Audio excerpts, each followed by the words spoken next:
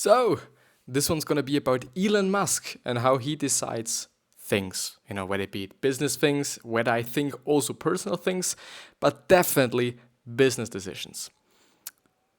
But more after the intro, as always. As every day, because this is something that we are used to actually, something that we are used to, something that we are doing every day, at least I'm doing it every day. But yeah, with that being said, hello, welcome back to the next episode of the Self-Development with Tactics podcast. And I'm really pumped, especially because I think that this episode is going to be something pretty valuable for a lot of people, especially, because I know that a lot of people are interested in what Elon Musk is saying and what he's doing and those things, because every time when Elon Musk is in the title and in the text of my video and in the thumbnail, I do just know that there's going to be at least one click on the video and maybe even a lot of watch time. It depends on the video, I think, but there's definitely a click, and it is just really interesting, because I'm seeing that I'm having the data. It is just really fucking interesting. So if you're in the video just because there's Elon Musk in the title, you're welcome, I guess, or something. But yeah, just to point it out, this particular episode is also available as a podcast, which means that you can just listen to it, which means that it might be a way more effective, but especially way more efficient way to consume this episode, just because you're just able to do something simultaneously, like jogging, working out, whatever. You can just be doing something simultaneously while you're listening to the episode. So if you're interested in quite of an audiobook form of this particular episode, then please go down into the description and there should be the link to the podcast, and the episode of the podcast should be called like this episode as well. So the podcast site is going to be linked, especially because then you can also choose to listen to the podcast on Spotify or on Apple Podcasts or Google Podcast, Castbox, Stitcher, everywhere, quite. But yeah, as I said in the intro, we're going to talk about decision making, and how Elon Musk is able to make those decisions. And yeah, that's me. And it's a little bit fucked up since this website isn't responsible, and when I'm just doing it like this, like how I'm normally having it, I could just make it way smaller. Like, yeah, I could do that. I could be doing that. And it is pretty interesting just because they also then talk about the decision making of Jeff Bezos, so the Amazon owner or the CEO of Amazon as well. He's actually only having 21% or 21.6% of the company, which I didn't know, which I don't know. I don't know what makes him. I don't know what those 21.6% makes him. I wouldn't say that he's the owner, but I'm not quite sure. I'm really not quite sure. The only thing that I've seen is that he's only, quote unquote, having 21.6%, but still, those 21.6% make him a fucking even more than $100 billion, I guess, at least, just, yeah, not quite sure. So Elon Musk asks himself 6 questions before every major decision at Tesla and SpaceX. And I would actually argue that he's also making these, or that he's also using these techniques and or this technique in his personal life as well. So I think there's no kind of, there's no reason why he wouldn't do it. Let's say it like this. At least at my point of view, at least as I'm seeing it, at least as I kind of think about it and feel about it. This article, by the way, is from the Business Insider.de site, so it's the German site actually. I don't know if it's also available on the American and also on the UK side. I think it depends on where you're living, because I'm living in Austria. The nearest kind of server is then, or the nearest site is then going to be the German one. So therefore, I guess this is kind of the reason. And it was written by Abby Jackson, and it was published on the 6th of February, I guess it is. Like, I'm always having some problems with not Austrian or German speaking area-ish dates, constructions, or something. So it's from 2018. This is something that's the most important part. So yeah, I do hope that the font isn't actually too small, but I guess it's not, since it's actually normally way too big. But yeah. So Elon Musk uses 6 questions anytime he needs to come up with an idea, solve a problem, or decide whether to start a business. Elon Musk asks himself the 6 questions before making any big decision. He uses the process as his own version of the scientific method. So it's basically a form of the scientific method, which I'm also going to talk about next just because his version is way more complicated than the original one is. And the original one is just really simple. And at least for me, it is more understandable, but we're going to get there. The inventor and engineer Elon Musk has successfully started $4 billion companies, PayPal, SolarCity, SpaceX, and Tesla, and to launch them and to answer any complex question, he uses the same approach he told Neil Strauss of Rolling Stones. It's the scientific method, Musk says, or said, it is really helpful for figuring out the tricky things, which is actually a quote of him, so it is what he said, obviously, then. He describes his process this way, according to Strauss. So the first one is ask a question. The second one is, or the second point or second step is, gather as much evidence as possible about it. The third step is, develop axioms based on the evidence and try to assign a probability of truth to each one. The fourth step is, draw a conclusion based on cogniency. So it's C-O-G-E-N-C-Y. I don't know how to pronounce it. I'm sorry. In order to determine, are these axioms correct? Are they relevant? Do they necessarily lead to the conclusion? And with what probability? The fifth one, attempts to disprove the conclusion. Seek refutation. Yeah, refutation. Or refutation. Refutation. Never mind. From others to further help break your conclusion.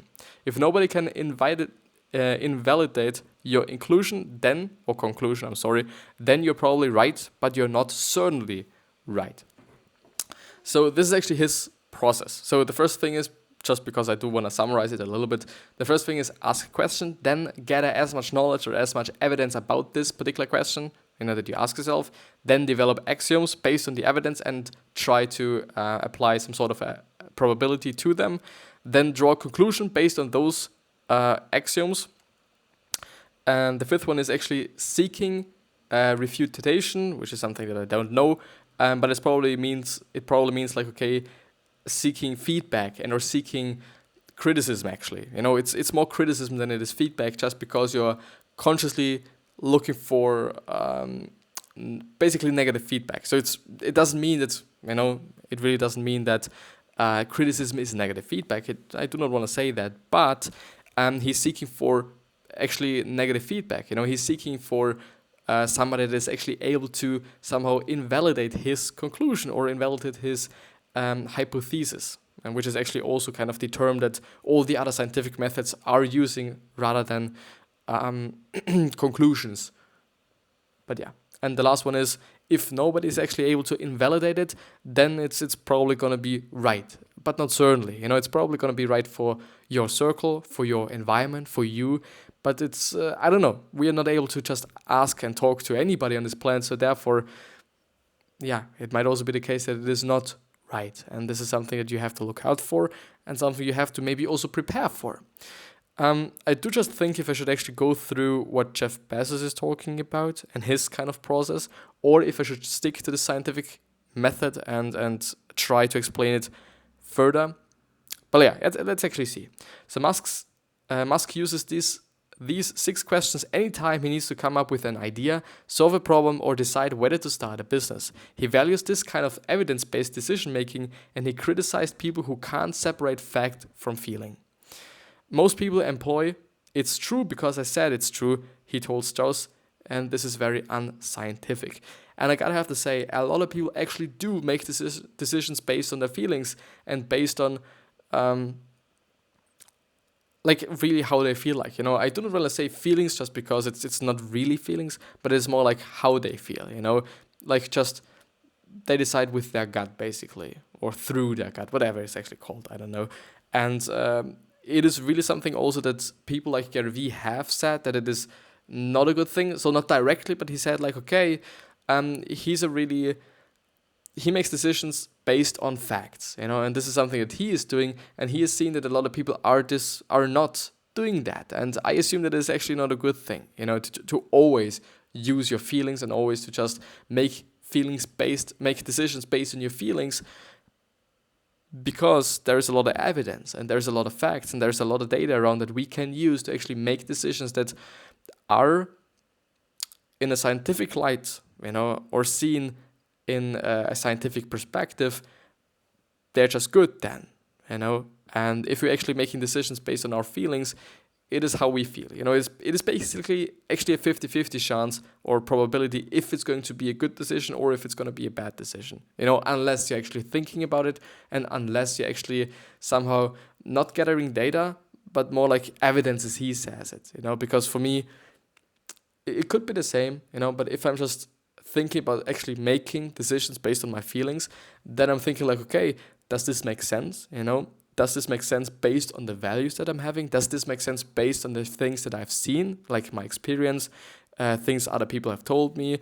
And I would still say, if you're doing this, like it could actually work. You do not need data. You do not need to have, like I'm really thinking because it is just something scientific. I'm really, I really tend to think about numbers and just having the actual data and the actual evidence and whatnot. But this actually doesn't necessarily have to be the fact and the truth and whatnot. But enough of a contradiction, actually. And let's actually see if I can quickly find... because I've actually looked it up and I've actually also read the article before so that I'm somehow prepared and so that I somehow know what to talk about, which is something that's actually really important for the episode. I haven't underestimated it, but I've never actually thought that it actually does make such a big difference. And there's actually some... I'm going to use this one, I guess, because I kind of believe that this is the best one. So I might be switching to this thing so that we are now able to... no, it's always like a little bit of a fucked up thing here. So here it is.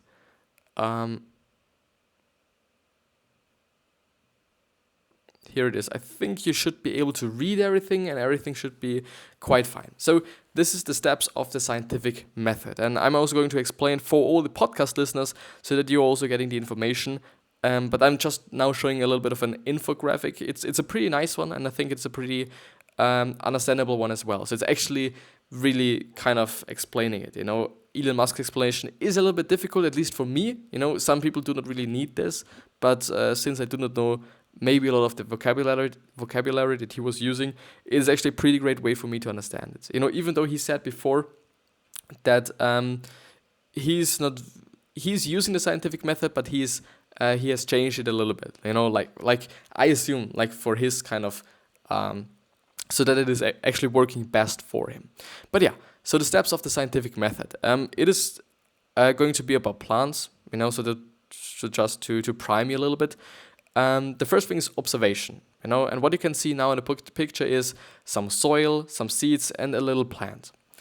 And now there's the question. So the first step is the observation. The second step is the question. And the question is, which type of fertilizer works the best? The third step is the hypothesis. And now you're actually seeing a person, and this person is standing in front of 3 different kinds of fertilizers. A, B, and C. Plants grow with fertilizer A will grow the fastest. I'm sorry. So this is actually the hypothesis.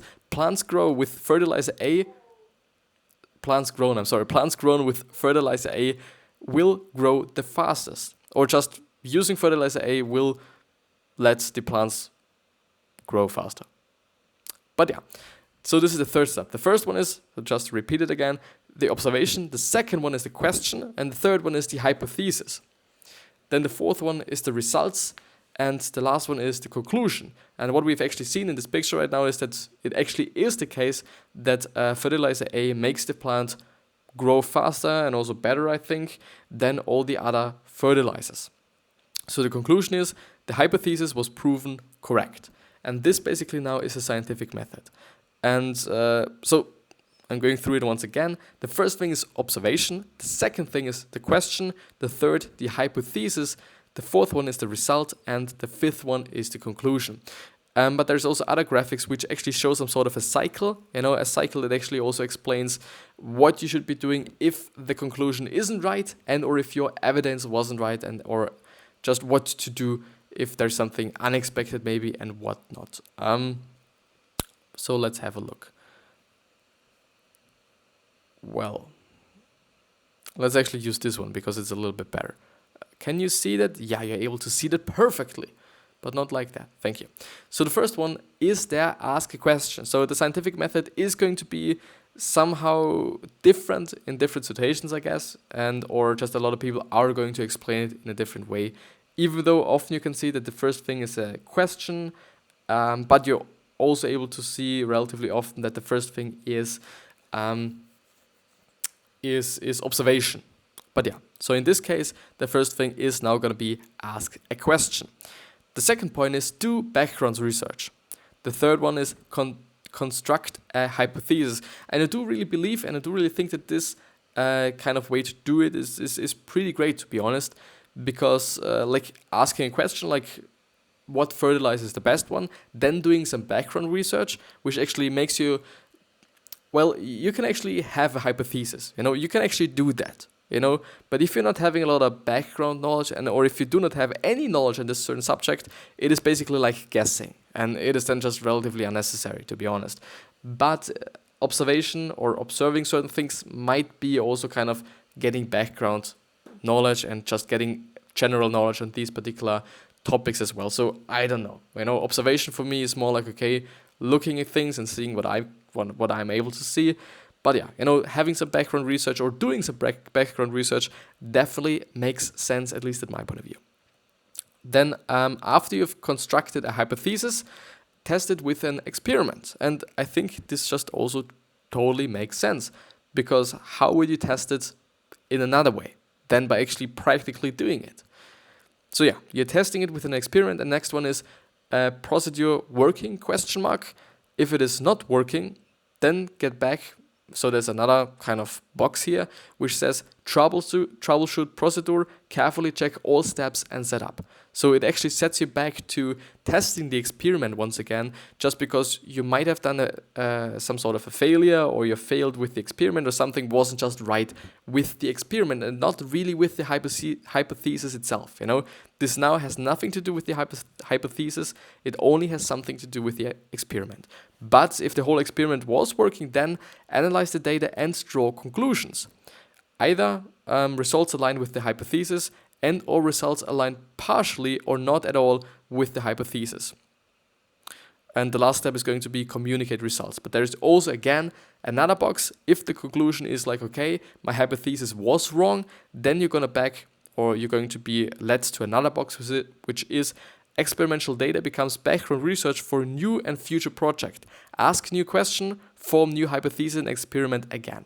And this actually draws you back to the construct a hypothesis box, even though I would say by what the box actually says, it should draw you back to asking a question.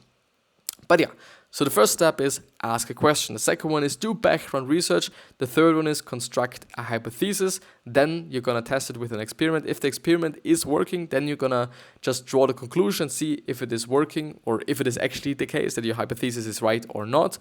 And or if the whole experiment is not working, then you're going to go back to the experiment and see if you have done anything wrong with the experiment to make sure that the experiment is totally fine.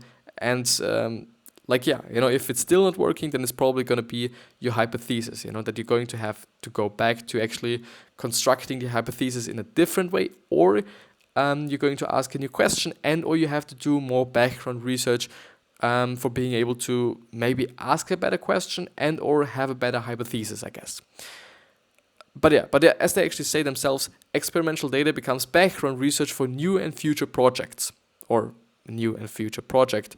So this basically is now the scientific method. But I've just seen before that there's also the engineering method, and I'm quickly also going to go through that since we're having quite some time left. And the other thing from Jeff Bezos is actually really important as well, but it's not such a long thing. So engineering method. The first one is define the problem. Then you're going to do some background research once again. After that, you're going to specify requirements. Then you're going to brainstorm, evaluate, and choose solutions. Then you're going to develop and prototype the solution. Afterwards, you're going to test the solution.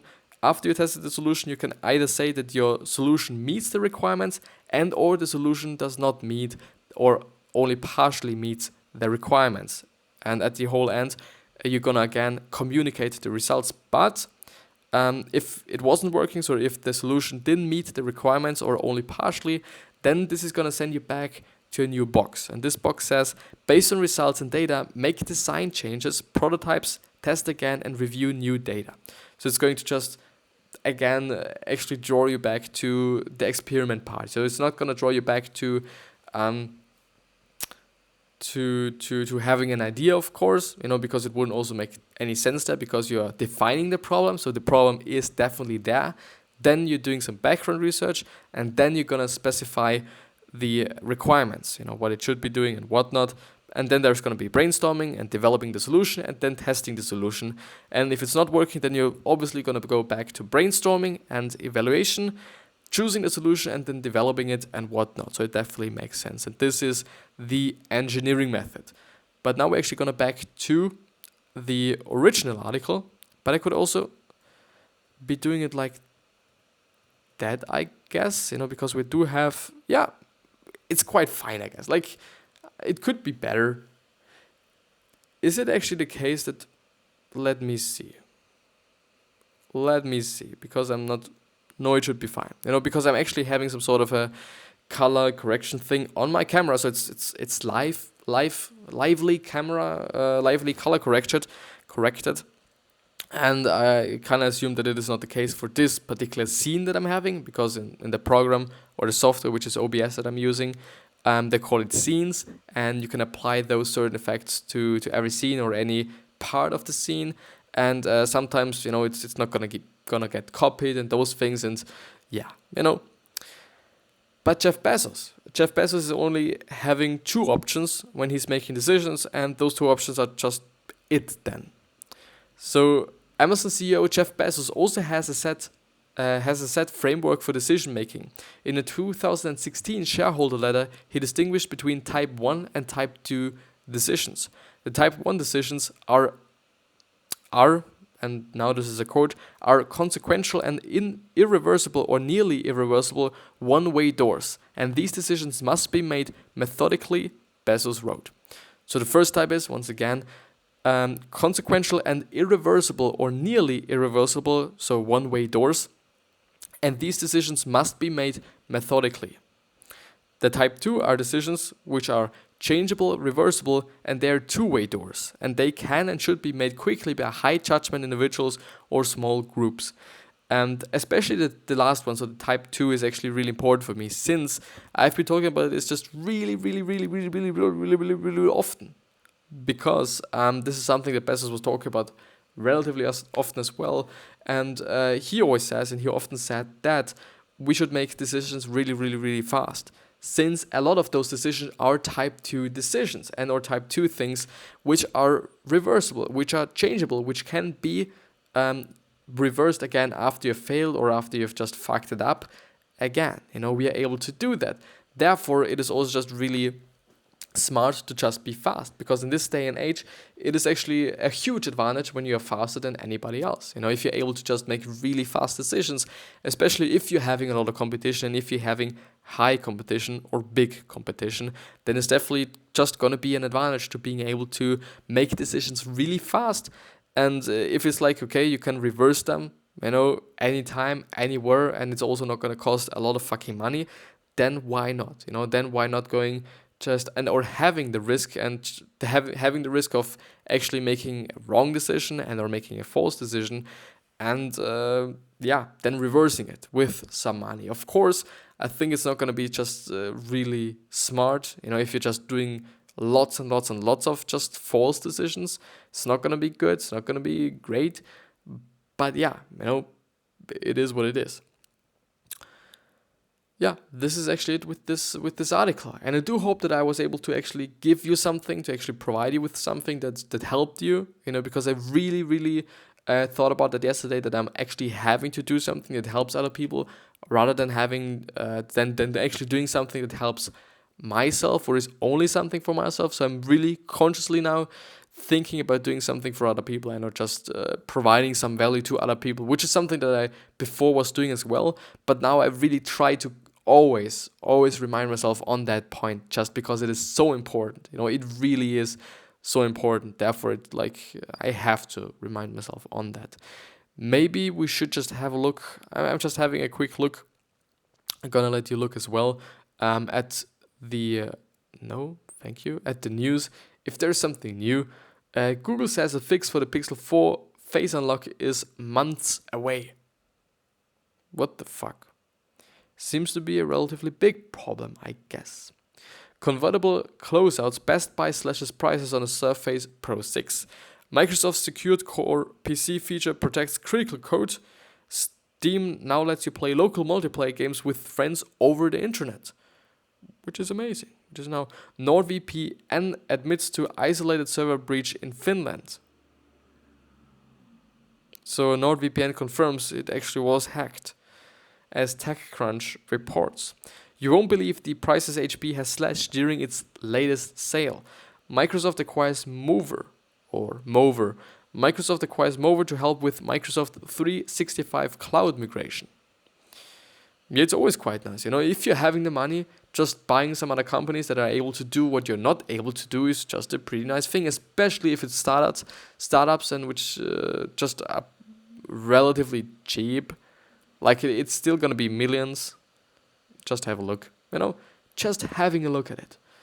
Announces acquiring the cloud file, blah, blah, blah, blah, blah. Mover had raised 1.5 million in private funding, which is actually quite a lot. It might not be as much as some other companies and whatnot, but it's still quite something. It really is something. 1.5 million. So I don't know, like, what it is going to be like. Like, I don't know. It's gonna be like, I think 10 million or something that Microsoft paid for it. Like, it's still enough, of course, but because there's only like 1.5 in it, and maybe it is even more at this point in time. I don't know. Like, it depends on what solution they had and how good the solution was and whatnot. But yeah, let's actually see if I'm able to find a really quick Quora question. Let's reload the page. What habit are you trying to eliminate? Being aggressive. This is something that I'm trying to eliminate. And also, obviously, not being so selfish with what I'm doing here. Like, really trying to make something for the people. How does one become more open-minded? I think by just getting knowledge, reading more, listening more to things, seeing more things, asking yourself why you're just so closed-minded or something. Why you're thinking in this way, why it is the case, all those things. I guess asking questions in general is a really, really important thing at my point of view. Like, yeah, it really is something that can help you to get out of certain situations, some mental situations, I guess, because it can lead you to thinking about scenarios and thinking about situations in a completely different way. And then it obviously changes something. It then obviously changes the whole, or probably is going to change, or hopefully is also going to change how you think about those certain things. But yeah, this is going to be the end of the episode, I guess. At least I do hope that I was able again to provide with something that was valuable and also really interesting and also entertaining and whatnot. So yeah, I wish you the best health, of happiness, and also success. And I also hope that you're going to remind yourself when you're going to be remembered, which basically means your legacy, because this is something that we can stimulate and or manipulate, because we can just be nice people and then being remembered as nice people. Even though I do also have to point out that this might not be the case for everybody. Not everybody is going to like you, because we're 7.7 billion fucking people on this planet. There's going to be 100 people or maybe even 1,000 or 100,000 people that just dislike you or even hate you. It is what it is. But 3 other questions that I'm hoping, or that I hope that you're going to ask yourself are: why are you here? What are you trying to change? And what is bothering you the most? Those 3 questions are hopefully going to show you your purpose and maybe even a business idea. Since a lot of companies started out with fixing a problem or having a solution for a problem that really pissed them off. But yeah, this is it with the episode. I do hope that the audio wasn't too loud, actually, just because I'm seeing it's like really popping. It's like really going up and up and up and up and up. And yeah, I see you next time. If you liked the episode, then please subscribe to the YouTube channel, and also please subscribe to the podcast. It would really mean the world to me, especially because I'm then able to see you the next time as well. So I see you, hopefully at least.